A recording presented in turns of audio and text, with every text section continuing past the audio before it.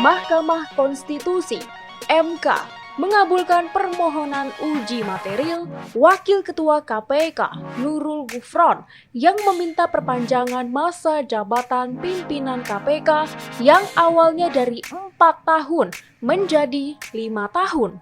Terlepas dari polemik soal perpanjangan masa jabatan, yang sangat menarik untuk dicermati adalah berlaku surut tidaknya putusan MK tersebut. Banyak tafsir berseliweran di publik untuk menegaskan kepentingan mereka dari argumen yang dibangun.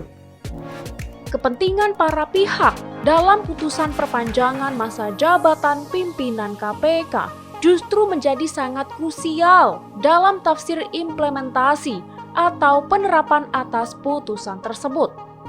Oleh karenanya, sangatlah perlu dibedah dari sisi hukum acara MK itu sendiri.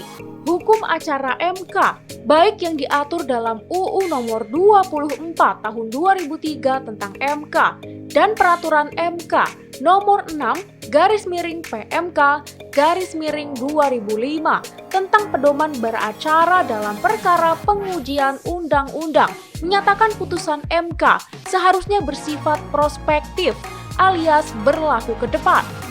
Pasal 58 UU MK menyebutkan undang-undang yang diuji oleh Mahkamah Konstitusi tetap berlaku sebelum ada putusan yang menyatakan bahwa undang-undang tersebut bertentangan dengan UUD 1945.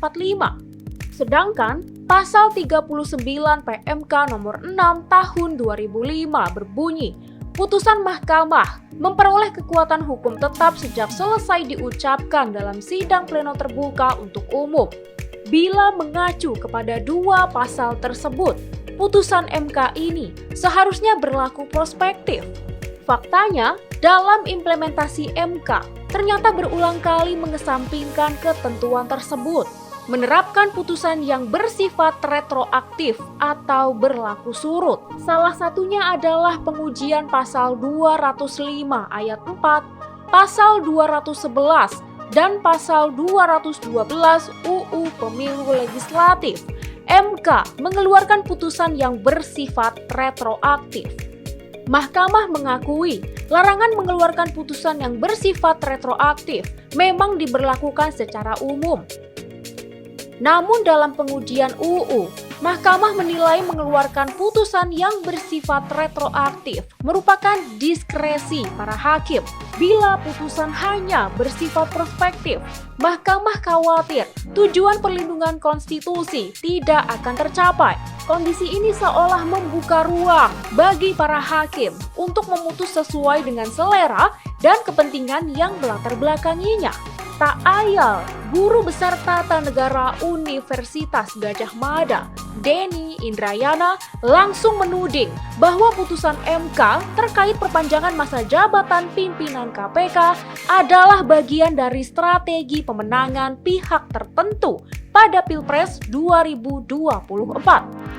Tudingan Denny secara tidak langsung menegaskan bahwa MK saat ini adalah alat politik yang dapat dieksploitasi untuk kepentingan politik tertentu pula. Sukar untuk menafikannya. Dalam konteks Pilpres 2024, kita dapat melihat perkubuan kepentingan yang menolak dan mendukung putusan perpanjangan pimpinan KPK adalah para pihak yang berseberangan dalam Pilpres 2024. Bahkan Presiden Joko Widodo tampaknya begitu antusias menyambut putusan MK yang dipimpin oleh besannya sendiri, Ketua MK Anwar Usman. Dalam waktu dekat, Jokowi segera menaikkan perubahan masa jabatan pimpinan KPK melalui keputusan Presiden, Kepres.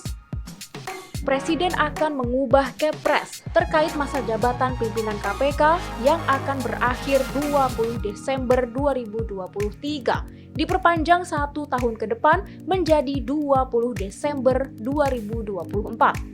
Kata Wakil Menteri Hukum dan HAM Edward Omar Sharif Hierriech, Ketua Perhimpunan Bantuan Hukum dan Hak Asasi Manusia Indonesia (PGHI), Julius Ibrani, kepada Forum Keadilan menyebut ada udang di balik batu terkait putusan MK tersebut.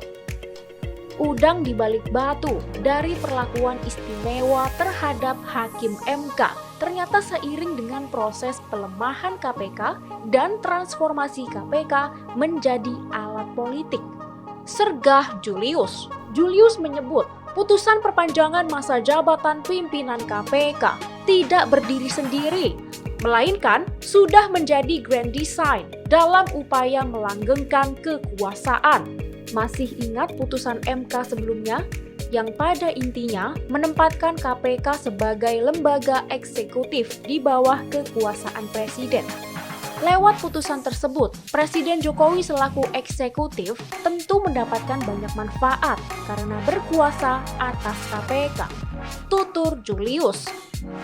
Mundur ke belakang, taktik kuda Troya untuk kelemahan KPK oleh Presiden Jokowi, kata Julius, sudah terlihat jelas melalui Ketua KPK Firly Bahuri yang membuat KPK tidak berdaya dengan memberangus habis pegawai dan penyidik berintegritas melalui TWK. Ini sejalan dengan revisi UU KPK. Imbuhnya, ini bukti nyata bahwa KPK yang sudah tidak berdaya kemudian menjadi alat yang diperdaya untuk kepentingan politik 2024.